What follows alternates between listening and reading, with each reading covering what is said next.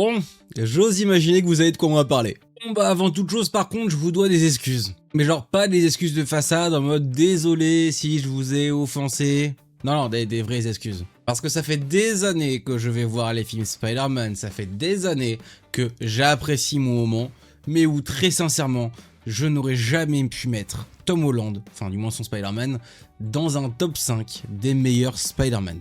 Et bah là, je vais devoir retourner ma veste avec ce dernier film. Je vais pas tourner ma veste en disant que Homecoming et Far From Home sont des excellents films, ni même que No Way Home est un film de type Spielberg incroyable, non. No Way Home, j'ai adoré mon visionnage, parce qu'il était au ciné et qu'il y avait de l'ambiance, mais c'est objectivement un film plus que médiocre. Mais là où j'avais tort, c'est que j'avais pas voulu voir le potentiel qu'avait le Peter Parker, le Spider-Man de Tom Holland. Mais là, Brand New Day vient de sortir, et bah faut qu'on en parle. Pour moi, Brand New Day est le meilleur film Spider-Man de l'ère Tom Holland, et c'est peut-être même le meilleur film Spider-Man, tout film confondu, incluant les Miles Morales. Il est top 3, pas 3ème. Après, est-ce qu'il est top 1 ou top 2 ? Faut que je le revoie pour voir ça. Et sachez une chose, je dis pas ça juste pour rigoler, je suis prêt à défendre cette décision corps et âme, je vous le dis. Bon, ceci étant, on va pouvoir parler du film ensemble. D'abord une partie sans spoiler, puis une partie full spoil comme d'habitude. Je vous laisse démarrer la vidéo avec moi. J'espère que ça va vous plaire. Mais avant ça, pense à liker, à t'abonner, à commenter, à partager la vidéo sur les réseaux, tout ça. Et on remercie évidemment le Raqua, vous avez son nom là juste ici. J'essaierai de vous mettre ses réseaux dans la description pour l'abonnement, le fait qu'il nous ait rejoint en tant que second membre au soutien de la chaîne. Merci à toi. Allez, générique, c'est parti.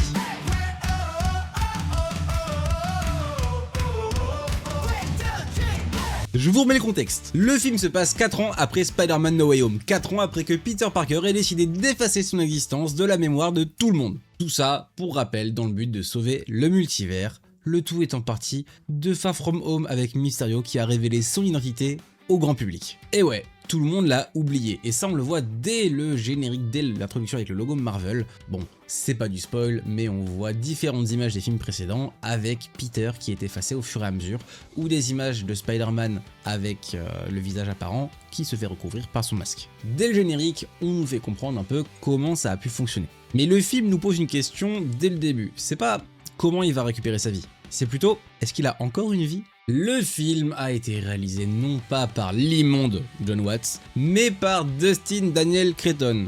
Tu sais pas qui c'est ? Tu t'as regardé Shang-Chi ? Bah c'est son réal. Le casting sur le papier, il était un peu risqué, parce que mettre John Bernthal en tant que Punisher dans un film Peggy 13, c'est risqué. Mettre de nouveau Zendaya et j'ai plus l'acteur de Ned, mais l'acteur de Ned à l'affiche alors qu'ils sont censés avoir oublié Peter, c'est risqué. Mettre Sadie Sink dans un rôle mystère, bon, on verra ce que ça donne. Mais bon, il y avait Florence Pugh en tant qu'Helena, donc je pouvais être que content. Je vais vous dire ce qui selon moi fonctionne bien. Bah déjà, c'est là que je vais commencer mes excuses, genre vraiment. Tom Holland, en tant que Peter Parker, mais surtout en tant que Spider-Man du coup, dans ce film précisément, ça marche excellemment bien. Le vrai souci que j'avais avec les 3 films précédents, c'est qu'il était toujours babysitté par quelqu'un. Dans Homecoming, on avait Iron Man et Happy Hogan. Dans Far From Home, on avait Mysterio et Nick Fury. Et dans No Way Home, on avait Doctor Strange, suivi des 2 autres Peter Parker. Et je vais pas vous mentir, ça me cassait les couilles. Mais cette fois, il est seul, et il porte le film sur ses épaules comme un chef. Alors, je dis seul, c'est à nuancer, mais disons que les autres personnages du MCU ne sont pas là pour lui voler la vedette, ni pour totalement le babysitter comme ça a pu être le cas dans les films précédents. John Bernthal, le Punisher, oh wow, j'ai tapé dans mon micro. Frank Castle, bah lui, ça marche extrêmement bien également, parce que j'avais très peur qu'il se fasse édulcorer à la bisounours. Au final, ce qu'il apporte au film, ça m'a régalé. Il apporte un code moral, bah assez immoral justement, que Tom il a jamais eu à affronter dans ses films précédents. Là on est vraiment, on rappelle, sur quelqu'un qui est là pour, bah si je dois régler conflit en tuant des gens, je tue des gens. Sauf que bah rappelons une chose, Peter Parker il veut pas tuer. À côté d'eux, on avait également Sadie Sink du coup qui joue un rôle mystère, qui marche plutôt bien, je vous en parle dans une spoiler, j'ai pas envie de vous révéler le personnage maintenant, même si beaucoup de monde se doutait de qui ça pouvait être. Et enfin, mon personnage préféré du MCU moderne, j'ai nommé Yelena, la sœur de Black Widow. Yelena jouée par Florence Pugh, merci d'être dans le film, elle a pas beaucoup de scènes, donc globalement elle en a 2, mais les 2 en termes de comique, bah c'est celles qui ont le mieux marché pour moi. Mais ça c'est pareil, j'y reviens en zone spoiler parce que c'est assez important. Pour ce qui est de la structure émotionnelle du film, le film il sait où il va. Et ça, ça change des précédents, putain. Il y a un thème central qui est développé sans jamais être lâché, et ça, c'est quelque chose que j'avais très peur en voyant les trailers du film. Et pour autant, ça a fonctionné, et c'est quelque chose d'assez rare dans le MCU récent. En revanche, il y a quelques aspects moins parfaits. Le deuxième acte du film, il est un peu plus décousu dans le sens où l'antagoniste à ce moment-là, donc le Scorpion, on le voit dans le trailer, je trouve qu'il est surtout là pour mettre des scènes d'action et pas tant pour faire avancer le scénario in fine. Mais au global, rien de bien méchant, hein, sincèrement, c'est ok. Alors verdict sans spoiler, parce qu'on va quand même être rapide et concis sur cette partie-là, vas-y, va le voir bordel, c'est vraiment le meilleur film Spider-Man depuis très longtemps, si ce n'est depuis toujours. Sincèrement, si comme moi t'avais quelques réserves, quelques craintes, même si t'étais hypé, si t'avais quelques craintes à cause des films précédents, vas-y sans hésiter, le film est vraiment un solide 9,5 sur 10, il y a toujours des trucs à redire, peu importe le film. Mais maintenant, les gars, je vais pas plus tarder. On attaque la partie spoiler. Amusé au ciné, Spider-Man était sympa, très cool. Je viens littéralement de recevoir ça. Vous voyez, c'est pas moi qui le dis. Une chose importante, Peter Parker est le seul vrai sujet du film, et c'est pas une blague. Le film commence et Peter est seul. Genre vraiment seul. On a quelques plans, on voit ce qui s'est passé durant les dernières années. Il a observé l'arrivée de Ned et MJ au MIT, leurs années via des lives ou des stories sur Insta, TikTok, tout ça. Il a combattu des méchants, Boomerang, La Main, le Scorpion. Il a affronté beaucoup de monde. Il y a eu Tombstone, il y a eu Tarantula. Voilà, vraiment une ribambelle de personnages éclipsés en environ 2 minutes. 2 minutes. C'est pas plus mal, c'est vraiment pour nous montrer ce qui s'est passé. Mais 4 ans ont passé depuis No Way Home comme j'ai pu te le dire au début de la vidéo. Et une chose assez surprenante, si on n'a pas vu les trailers, c'est que Peter, il passe tout son temps avec le masque en fait.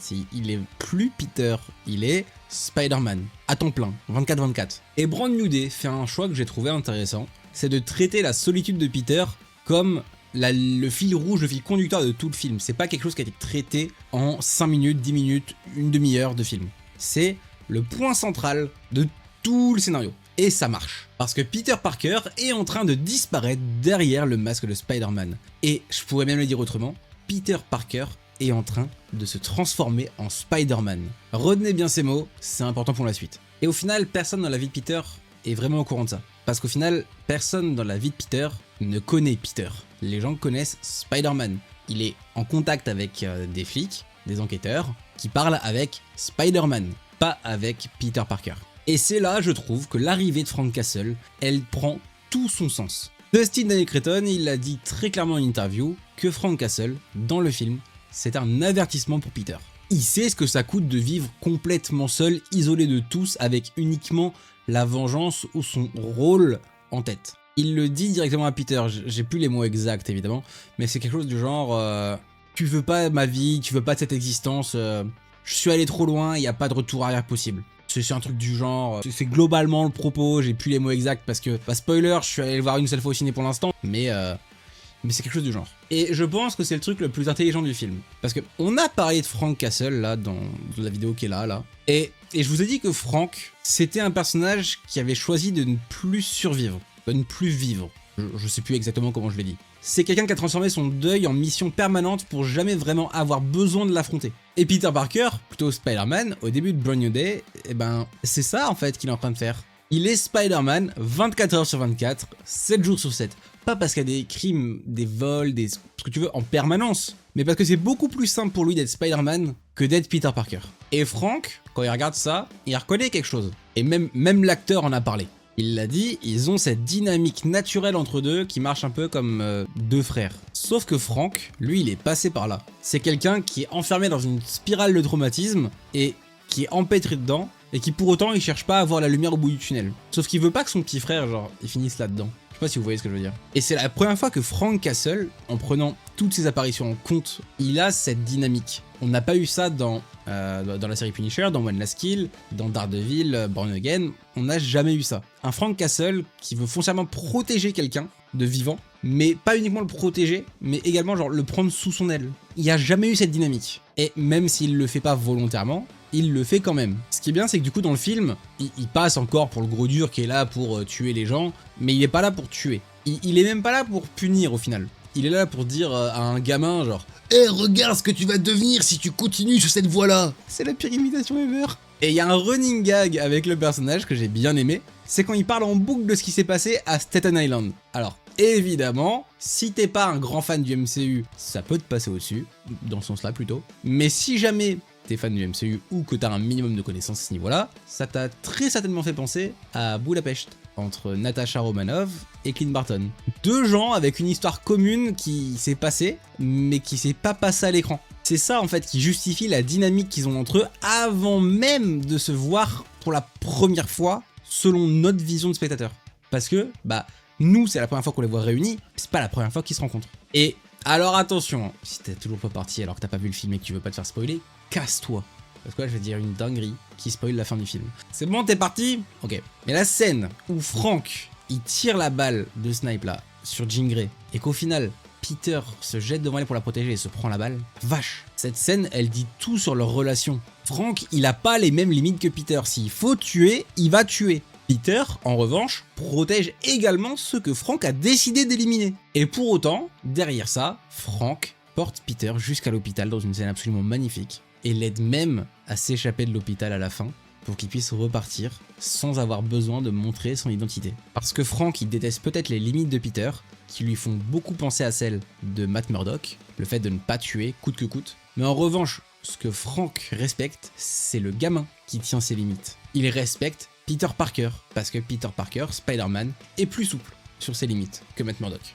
Et puis bon, après ce qui s'est passé à Staten Island, maintenant on va parler de ma chérie d'amour Yelena Belova. Je vais vous dire un truc avant, peu importe le film ou la série où elle apparaît, par pitié regardez les scènes en VO, genre je vous jure, bah ça marche trop bien, son accent marche trop bien. Florence Pugh, elle a quelque chose de très comique dans ses timings en anglais, qui sont assez perdus je trouve avec la VF. On a la chance, on a une très bonne VF au global, hein, que ce soit en animé, en série, en film, mais sur ce personnage en particulier, il y a un truc qui me titille. Je me rends compte qu'en fait c'est la même chose dans le trailer de Doomsday quand Doom y parle en français par rapport à la version originale, mais bref c'est un autre débat. Mais il y a un truc en fait qui fait que ça marche vraiment mieux, c'est que le personnage de Yelena, comment elle parle, etc., ça repose beaucoup sur des micro-pauses, des intonations, son accent en anglo-russe qui marche très bien. Genre vraiment, elle a une façon de parler presque mécanique par moment avec cet accent russe quand elle dit des choses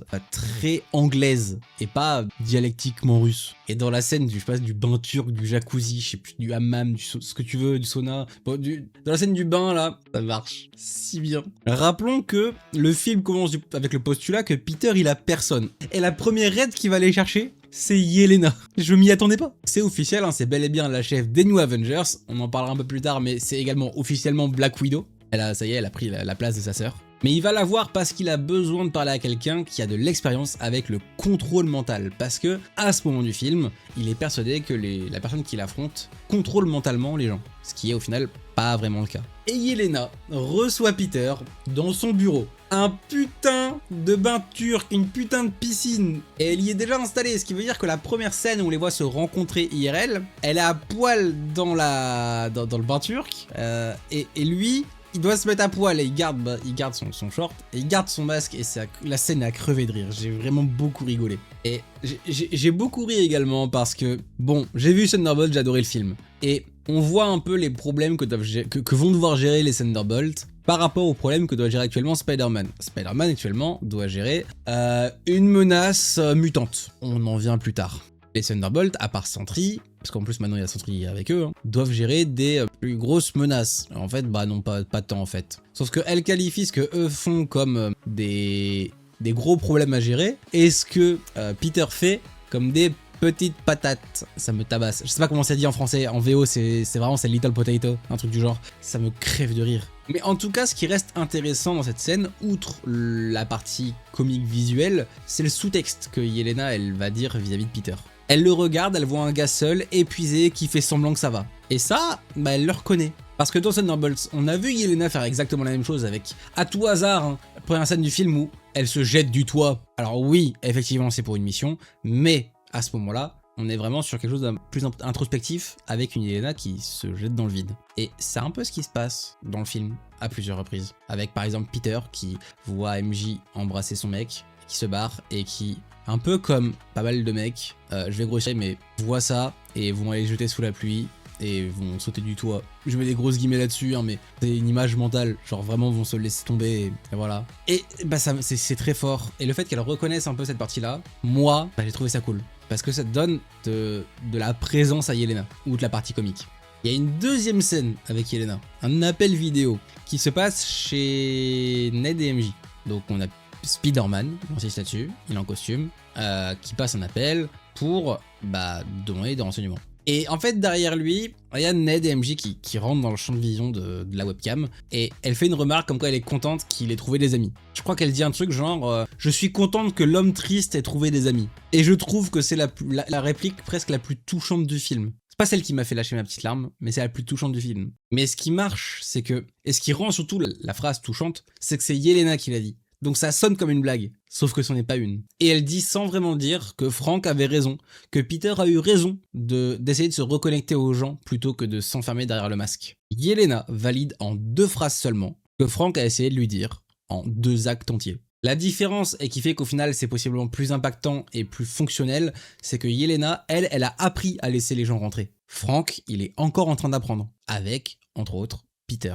En tout cas, Florence Pugh est en train de devenir l'un des piliers du MCU et j'espère sincèrement qu'elle ne va pas mourir dans Doomsday ou Secret Wars et qu'elle restera présente dans les prochains films post-Secret Wars. Pitié, je vous en supplie Marvel, la faites pas mourir comme de la merde, le personnage est trop bien, pitié. Maintenant, parlons de Sadie Sink. Je vais pas vous faire attendre 30 minutes, c'est Jean Grey. C'est dit, c'est montré, c'est Jean Grey. L'une des membres des X-Men les plus puissantes. Sauf qu'à ce moment-là, elle est pas si puissante que ça. Globalement, ses pouvoirs, c'est vraiment genre jump dans la tête des gens à 10 mètres de distance. Voilà. Bon, ses pouvoirs, à la base, c'est ça, quoi. C'est pas si fort. Alors, du coup, si, ça devient fort quand elle va contrôler Scorpion. Ça devient fort quand elle va contrôler Banner, donc Prof Hulk. Donc, ça va être Hulk. Qui finit par se souvenir que Peter Parker est Spider-Man, forcément. Voilà. Mais ça marche très bien, parce que on essaie de nous la présenter comme l'antagoniste principal du film, là où en fait, c'est juste une victime au final. C'est une victime collatérale. Elle est là, elle essaie d'aller sauver sa sœur qui au final est morte, mais en fait, du coup, elle pète un plomb et elle va prendre en otage, entre guillemets, le chef de la DODC, de comment ça s'appelle en français, de Damage Control. Et force est de constater que, ouais, eux qui à la base passaient pour des gentils et des alliés de Spider-Man, se retrouvent à être les véritables méchants du film. Mais on a une véritable évolution du personnage de Jean Grey tout au long du film. C'est pas un personnage qui est expédié en 2 scènes. Et ça, c'est bien. J'avais encore une fois peur que ça ne refasse une No Way Home avec trop de méchants ou des antagonistes pas assez développés. Sauf que faut bien la développer vu que c'est pas vraiment l'antagoniste. C'est uniquement quelqu'un qui cherche des réponses sur ce qui arrive à sa sœur et qui finit par les trouver de la mauvaise manière. Peter arrive à la convaincre d'abandonner sa vengeance en la laissant rentrer dans sa tête alors que de base il arrivait à s'en protéger de façon involontaire, inconsciente ou à bloquer le passage en tout cas. Là il la laisse entrer dans sa tête pour partager un souvenir avec Tante May et qu'elle le vive elle-même et pouvoir ensuite discuter avec elle dans cette sorte de palais mental qui est sa tête. Voir la propre expérience de Peter montre à Jean au final que la vengeance ça ramènera pas sa sœur, mais qu'elle est désormais plus seule parce que Peter est là et qu'elle sait qui est Peter. C'est d'ailleurs un des trucs du film qui est un peu compliqué, c'est que personne sait qui est Peter, mais elle le sait. Et elle va en jouer, parce que tout du long, c'est, désolé du terme, avant ce passage où il l'a fait revenir sur le droit chemin, c'est une sombre connasse. Parce qu'elle va utiliser tout le monde pour menacer Peter d'aller chercher MJ. Quand il va arriver dans l'appart d'MJ pour la ramener et l'éloigner, elle va lui faire croire qu'en fait MJ se souvient de qui est Peter. Et ils s'embrassent. Sauf que c'est elle qui est aux commandes et elle se jette dans le vide. Et là, cette fois, on a une scène où MJ, Michelle Jones, hein, pas Mary Jane, tombe dans le vide et est rattrapée par Peter. Et où ça marche. Merci. Ça rattrape le fiasco qu'il y avait eu dans Spider-Man No Way Home. Et ce qui est bien, c'est que quand Peter la sauve, elle fait en sorte de le garder en vie jusqu'à ce que lui-même arrive à reprendre le contrôle. En parlant de contrôle, je vais rebondir sur quelque chose, parce que rappelons quand même que c'est là-dessus que tourne une bonne partie du film. Et si vous avez eu le saut de popcorn en taille réelle, vous vous êtes possiblement fait spoiler le film avant de le voir, avec ceci. Mais Gwendal, je n'ai pas vu le film, qu'est-ce que c'est? Ça tombe bien, c'est un parti spoiler, donc je vais te le dire. C'est une puce qui permet de contrôler la mutation arachnoïde de Peter. Parce que tout au long du film, ses pouvoirs commencent à muter et il perd le contrôle à plusieurs reprises. il a des toiles organiques, il a ses sens qui sont beaucoup plus développés, il arrive plus à se contrôler, il pète des plombs, il devient violent, il a failli tuer un flic en voulant exploser la gueule à Scorpion. Mais pendant cette mutation, il n'arrive plus à reconnaître quand Sadie Sink, quand Jean Grey est dans la tête de quelqu'un. Il arrivait à la sentir avant, mais depuis sa mutation, ça marche plus. Alors il est allé voir Banner pour savoir comment il avait fait pour inhiber l'apparition de Hulk. Et suite à une discussion avec lui, il commence à bosser sur un prototype, deux prototypes, plusieurs prototypes, jusqu'à en mettre un sur sa nuque et contrôler ses pouvoirs. Chose qu'il a, à la fin du film, lâché. Il l'a retiré et il ne fait plus qu'un avec l'araignée en lui. Et c'est comme si il était passé d'une araignée qui sait pas tisser de toile à une araignée qui peut tisser des toiles mais qui comprend pas comment faire et qui panique, à une araignée adulte concrètement qui est capable de tisser de la toile sans aucun problème et à se battre avec. Et ça on le voit dans une scène succulente où il se bat contre la main. Elle est dans les trailers où on le voit vraiment tournoyer, faire un tourbillon avec ses toiles, c'est magique. Sauf que ce petit gadget là qu'il a ici, il en avait fait un deuxième universel afin de bloquer les pouvoirs de Jean Grey que Damage Control utilise, que Damage Control a peut-être déjà répliqué. Peter est peut-être devenu l'ennemi involontairement numéro 1 de tous les futurs mutants. Mais ça, ce sera le sujet possiblement d'un short ou en tout cas d'un prochain film. En tout cas, sachez une chose, j'ai vraiment beaucoup aimé cette partie, toute cette histoire autour de la mutation de Peter et de son évolution. Le fait qu'il essaie de combattre un monstre en lui qui est juste lui qui commence petit à petit à muter à cause d'un traumatisme dû à sa solitude et le traumatisme étant qu'il a vu MJ embrasser quelqu'un d'autre. Voilà. Concrètement juste parce qu'il n'a pas eu les couilles à la fin de Spider-Man 3 d'aller la voir et de lui dire ce qu'il ressentait et tout ce qui s'était passé et qu'à la place il lui a dit Hi, my name is Peter Parker and I would like a coffee, please. Ça pique hein. Mais en parlant d'MJ, on va parler d'elle et de Ned. Faut qu'on en parle concrètement, c'est important. J'ai vu beaucoup de gens dire qu'à la fin du film, MJ et Ned se souviennent pas vraiment de Peter. J'ai vu beaucoup de gens dire que à la fin du film, quand Ned se souvient de Peter, c'est uniquement un réflexe mécanique là pendant leur check où il le refait. J'ai un pote qui m'a dit que pour lui, c'est plutôt qu'il a reproduit d'instinct le check qu'il aurait voulu faire avec son meilleur pote. Ok, moi j'ai quelque chose à vous dire. Je pense que Jean Grey nous a donné la réponse à cette équation-là il y a déjà 10 ans, quand elle a essayé de raviver la mémoire de Wolverine. À ce moment-là, on comprend qu'elle peut pas raviver des souvenirs qui ne sont pas présents. Jusque là, vous allez me dire, mais du coup, impossible qu'elle annule les sorts de Strange. Mais rappelez-vous, la scène où elle est dans la tête de Peter et qu'elle voit ses souvenirs, qu'elle parle avec lui, à ce moment-là, elle est dans sa tête, il l'a laissé entrer. Elle a donc accès à ses souvenirs, à sa mémoire, au moment passé avec Ned, au moment passé avec MJ. Sauf qu'à ce moment-là, elle contrôle tout ce qui se passe autour à 1 km à la ronde. Et qui est-ce qu'on voit pleurer? MJ. La seule personne de toute la ville qu'on voit pleurer, c'est MJ. Elle a pas pleuré quand elle a appris que Peter Parker était Spider-Man, que tout ce qui s'était passé quand elle a lu la lettre chez Frank, elle a rien dit. Enfin, elle s'est énervée, bref. Mais elle s'est pas souvenue. Quand elle a appelé Peter par son prénom, dans l'appartement devant Ned, Ned a entendu le prénom, ça n'a pas tiqué. Mais suite au sort, MJ, on la voit retourner sur un toit, toucher au collier qu'il lui a offert lors de Spider-Man Far From Home. Quand il va voir Ned et qu'il lui dit son prénom et qu'ils font leur check, c'est naturel. Et puis il réalise, il est là en mode « Peter ?» Je pense que Jean Grey a rendu indirectement la mémoire à nos deux protagonistes en utilisant les souvenirs de Spider-Man et non pas les leurs pour qu'ils se souviennent des choses du point de vue de Peter. Je pense que c'est grâce à ça qu'ils ont pu récupérer la mémoire. Et ça nous montre déjà à quel point Jean Grey est puissante. Maintenant, on va parler de la scène post-crédit.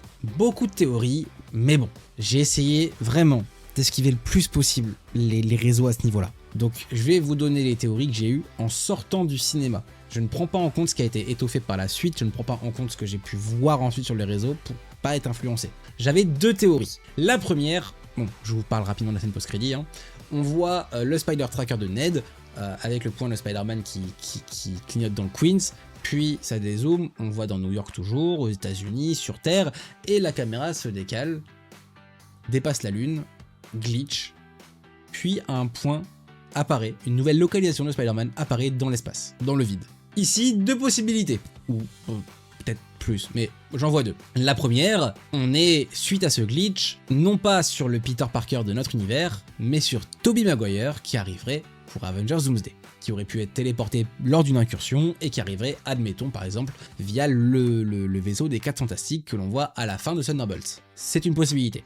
Deuxième possibilité, cette scène elle se passe pas sur le créneau de Doomsday, mais elle se passe plutôt sur le créneau de Avengers Secret Wars. Et donc, le vide sur cette carte ne serait pas vraiment un vide, mais un endroit qui n'est juste actuellement pas encore répertorié, puisqu'on serait sur une planète qui vient d'être créée, qui serait le Battle World, créé à la suite des résidus, des restes de planètes et d'univers détruits lors des incursions, et qui aurait créé du coup le plateau de jeu de Doom, l'endroit où tout le monde va se battre dans Avengers Secret Wars, et donc où Peter Parker aurait été téléporté sans son consentement directement là-bas. Pour moi, les deux théories sont valables. On verra un peu si c'est ça. Ça tombe, je suis totalement à côté de la plaque avec les deux théories. On verra bien, dites-moi ce que vous en pensez en commentaire. Ça, par contre, ça m'intéresse vraiment. J'ai pas envie trop qu'on spoil trop dans les commentaires, mais ça, donnez-moi vos théories. Et du coup, pourquoi je m'étais trompé sur Tom Holland? Je vais revenir sur mes excuses du début. Parce que c'est pas juste une formule d'introduction. Je pensais sincèrement que le Spider-Man de Tom Holland était le moins intéressant, concrètement, des différents Spider-Man, que ce soit live action ou même en prenant en compte le Miles Morales des films.